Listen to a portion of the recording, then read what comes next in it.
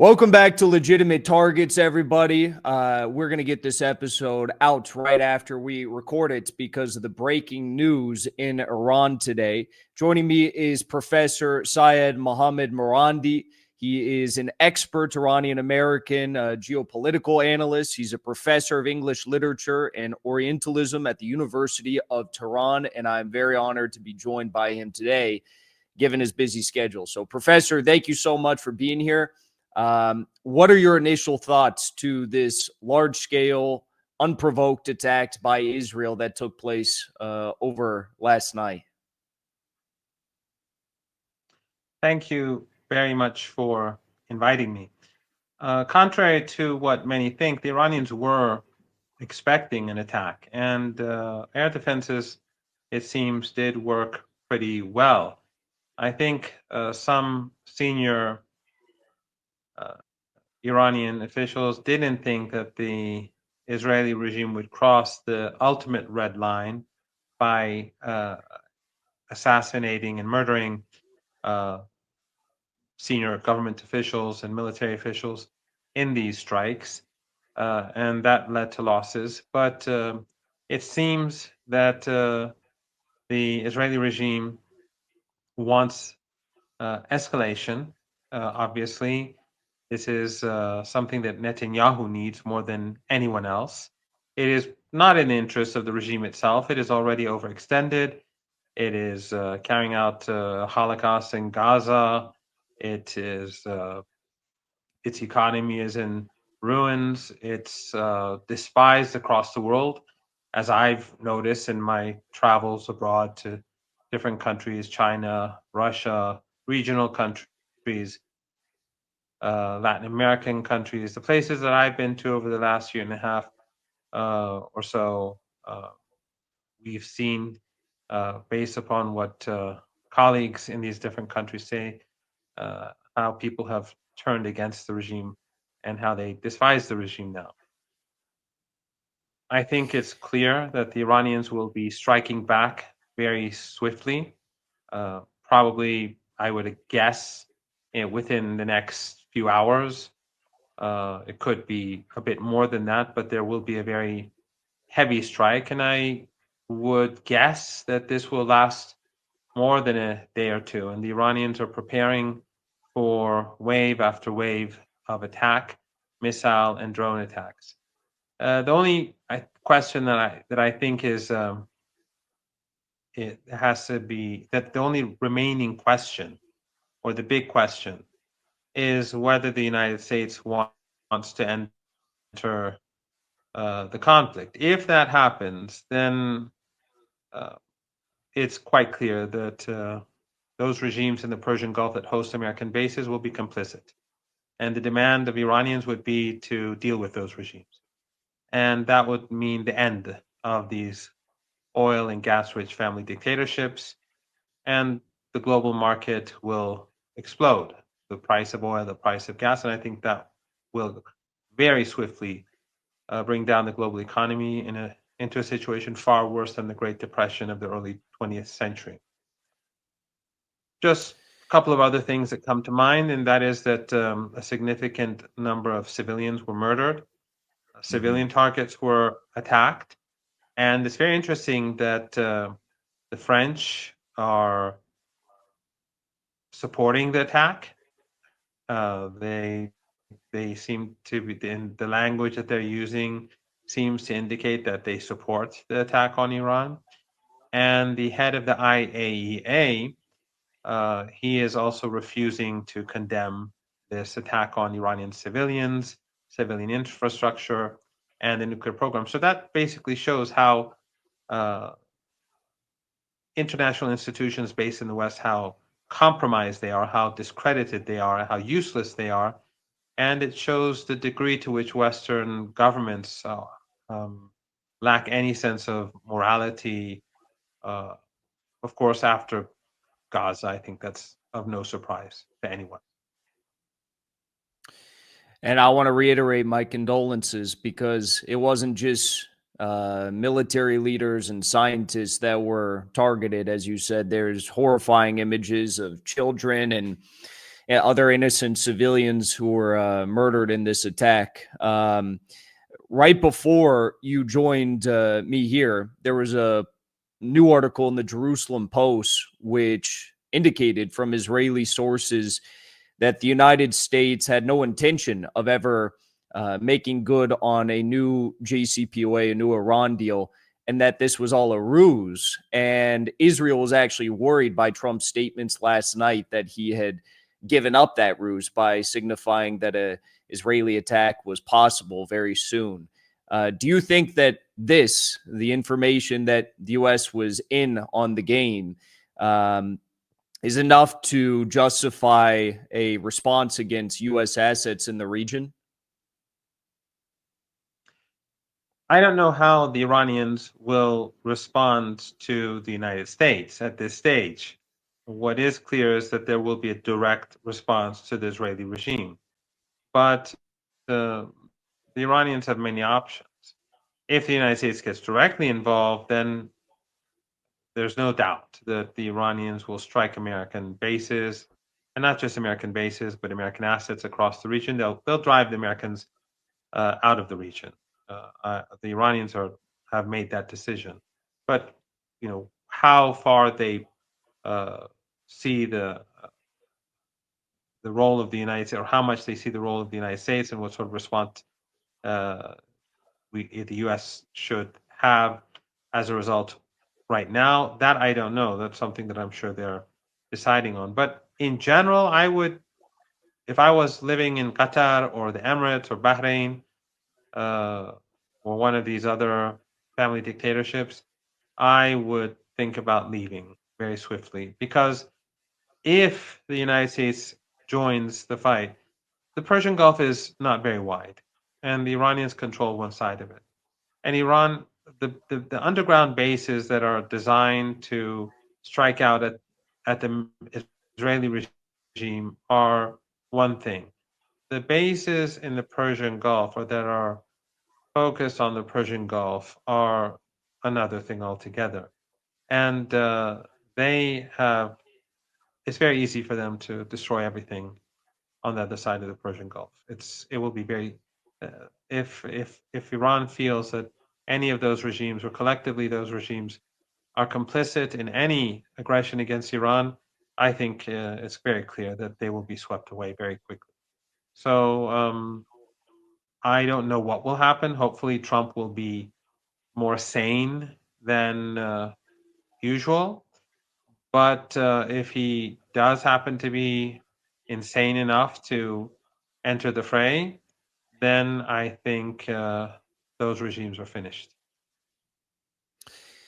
How do you view the complicity of Saudi Arabia and other Gulf states thus far in defending the Zionist entity from drone attacks, also patrolling the Yemeni border for any missiles being launched from there? And how do you think this will play moving forward with further attacks? Do you think that these Gulf states, these Arab leaders and countries, will be able to continue their defense of the Zionist entity if an all-out attack takes place by Iran? Well, all of these regional countries that have U.S. bases are helping effectively the United States defend the Israeli regime, and helping the United States assist the Israeli regime in carrying out attacks.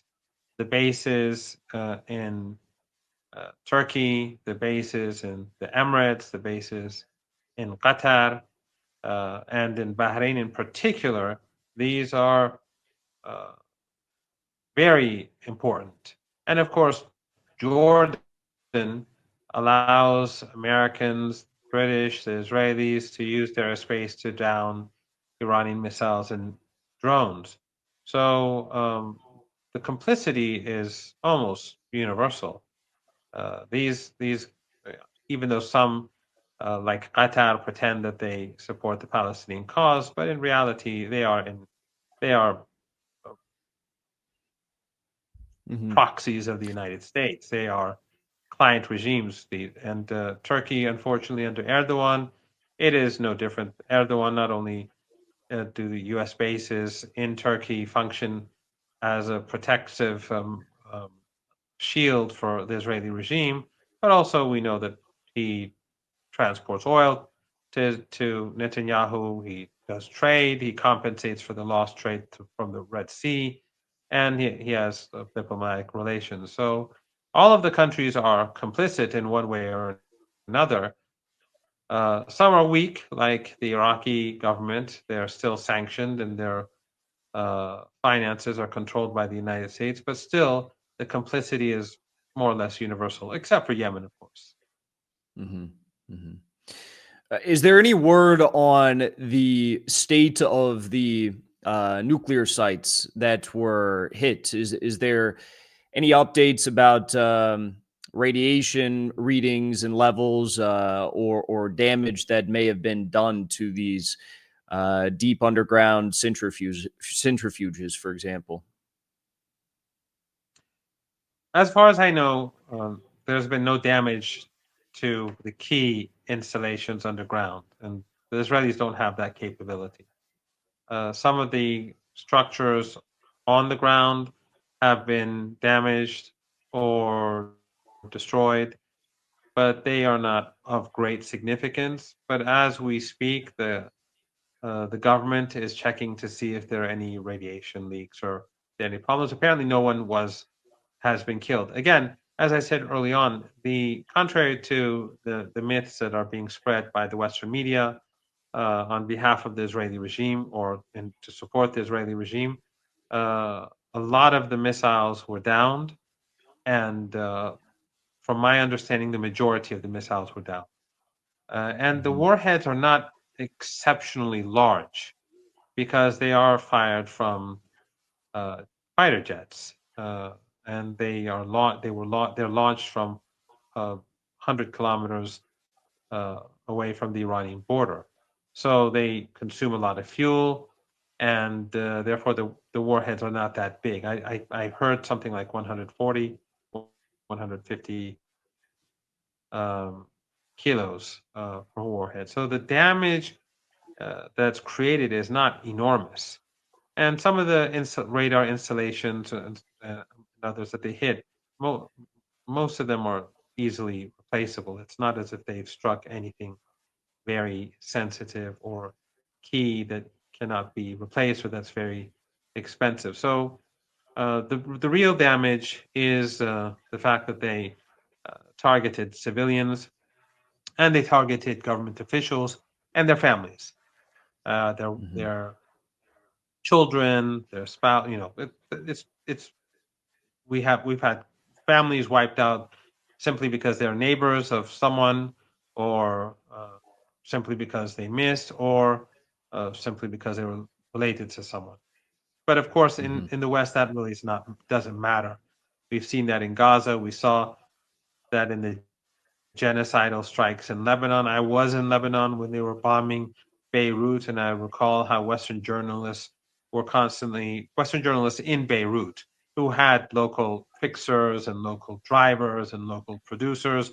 I recall them constantly saying Hezbollah, they're bombing Hezbollah strongholds or Hezbollah targets, whereas they knew very well, just as well as I, that these were just ordinary apartment buildings housing families, and they were destroying the lives of these families. But that's how Western journalism works, mainstream What journalism. did you What did you make of there was a one flight that took off from the Zionist entity amidst this attack several hours ago, the Wings of Zion plane that belongs to the Prime Minister of Israel took off, presumably with him or other leaders of the Zionist entity in it, and it's circling off the coast of Israel. What did you make of that decision where commits a hit and run horrific attack on high level leadership, nuclear sites, civilians in Iran in this major escalation, and then he flees his own country, presumably? Well, we know how corrupt he is, and how financially corrupt he and his wife are, and how his son in Florida is enjoying himself as others are carrying out the genocide. And his other son is also apparently doing quite well and very far away from any potential harm. So this cowardly behavior is something that's expected of such a regime. Uh, but I think it really uh, doesn't matter. The fact, what really does matter is that what Netanyahu is doing through escalation after escalation is preserving power for himself. He's destroying the regime. You know as well as I, and your audience, I'm sure, knows that the Israeli, the way in which people across the world view the Israeli regime today is infinitely different from what it was 2 years ago. And Mhm. even in the United States, the most propagandized country in the world, the mood has shifted. And every day that goes by, this is only going to get worse. Uh, the the Western media that I've seen over the last few hours is trying to portray the Israeli attack as sophisticated and heroic, and um, this is a genocidal regime. Uh, but it's not going to work. The Western media is not going to be able to fool people. People have seen too much. And so this is just going to make people across the world more angry that this regime is slaughtering people across border in different countries. And also, it is putting the global economy at risk. Netanyahu doesn't care about anyone but himself, and the people around him are the same. So, if the global economy goes down and the lives of everyone is deeply affected and the lives of many destroyed, uh, people will blame the regime. People already see that it is the Israeli regime that is uh, threatening the livelihood of people across the globe. So this is not good news for the regime. It's not good news for the United States. It's not good news for the West, because the collective West, which has already demolished its soft power and destroyed its credibility, is only adding another piece of evidence that shows how inhumane and how brutal they are.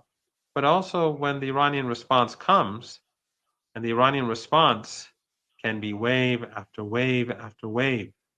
Iran has been preparing itself for over 20 years. When the response comes, you will see that people across the globe will be welcoming the Iranian response. Do you think this is a make or break moment for both the Islamic Republic of Iran and the Zionist entity, and that if the Zionist entity is not forever changed at the end of this operation, or if it escalates into a full scale war, that it could be a defining moment for Iran's future? I think that when we look at Western think tanks and the so called Iran experts and Western media, we see uh, major miscalculations. They analyze Iran uh, based upon wishful thinking, or based upon the needs of those people who fund them. So they are of the belief that all you have to do is just push Iran a bit, and the so-called regime will collapse. And that just shows that there's a fundamental misunderstanding. Iran will respond. It will respond harshly. People support a very harsh response. You can see it on the streets already. People are gathering in different cities, including in Tehran, demanding a response. I think that they just don't understand Iran. They want to see Iran in a certain way, so they interpret it in that way, and they create narratives based on their wishful thinking. So I think that actually what this has done is that it has united Iranians further. It has shown Iran that the Israeli regime is an aggressor even against Iran. They initiated the conflict, that it targets civilians, and that Western media will not acknowledge that civilians are being targeted, and that the head of the IAEA is unwilling to condemn the regime. People are seeing that. So this is only going to unite Iranians further. It's going to make the Islamic Republic of Iran uh, stronger, and it will give them the backing, the backing to provide the Israeli regime with a heavy slap in the face. On the other hand, I don't see this as ending well for the regime. Uh, Across the world, people are horrified at what the regime has done, uh, despite Western media and Western governments. But when Iran responds, we will see whether people across the world and especially across the region will be celebrating or not. On a more positive note, Iran recently announced that they have become the first Islamic nation to achieve the capability of a full nuclear fuel cycle. Do you think that Israel viewed this moment as again a make or break moment for them, given this historic news that Iran has the capability to have all of the processes, all of the functions and systems and resources in place for civilian nuclear fuel capability, from mining the necessary goods to actually storing it, the full life cycle, to try and disrupt this? And do you think they will be able to disrupt this nuclear path that Iran is on, even if it's just for energy purposes, over the next 2 weeks, as they say, these attacks are going to be taking place? No, I don't think that they will be able to prevent Iran from uh, having a nuclear fuel cycle. But I actually think that even though Iran is technologically speaking the most advanced country in this region and among Islamic countries as well, Iran has a very sophisticated high tech industry despite all the sanctions. And in nanotechnology, stem cell research, the military, and it's quite self sufficient in many regards. However, I don't think that this is the main reason for antagonism at all, either by the regime or by the West. These are all excuses. The only reason, the Mhm. real reason why the West and the Israeli regime despise Iran is because of Iran's support for the Palestinian cause. Iran Mhm. and Yemen, of course, are the only two countries that are sincere in their support for Palestine. The rest don't do anything, and many are actually, they pretend to be supportive, but in reality, they're the opposite. They're complicit. And we can name names and we can discuss these countries, but I think I've mentioned a couple already. So the real issue that the United States has and the Israeli regime have is that Iran is unwilling to relinquish the Palestinian people and their rights as a nation to return to their homes. That is the reason for their antagonism. That's why France, the regime in Paris, despises Iran. That's why the regime in London despises Iran. That's why the regime in Berlin despises Iran. Iran says no to an ethno supremacist regime, and they say yes to an ethno supremacist regime. And that is what makes Iran so awful and evil in their eyes. Yes, I agree with you. I think this attack is the largest, indicator that we could have of the complicity of the Arab collaborators in what is going on in Gaza right now. Uh, I've got one more question for you. I know you're a busy man, so thank you for your time. There's been no official statement by the Kremlin yet. Peskov came out and said that he doesn't like the escalation, but he said that there's going to be an official statement coming soon. Do you believe that the Russian-Iranian Treaty on Comprehensive Strategic Partnership, which includes security measures, will have any impact moving forward for Iran's defense capabilities if this continues to escalate over the coming days? Iran and Russia do cooperate a lot in the military realm. Iran exports to Russia, Russia exports to Iran, Iran assists Russia, Russia assists Iran. I think over the past 3 years, that's become quite evident, and many claims have been made in the West, in fact. I'm sure that the Iranian-Russian relationship will continue to be very strong, and the same is true with the Iran-China relationship. But to be very frank, Iran doesn't depend on any foreign country.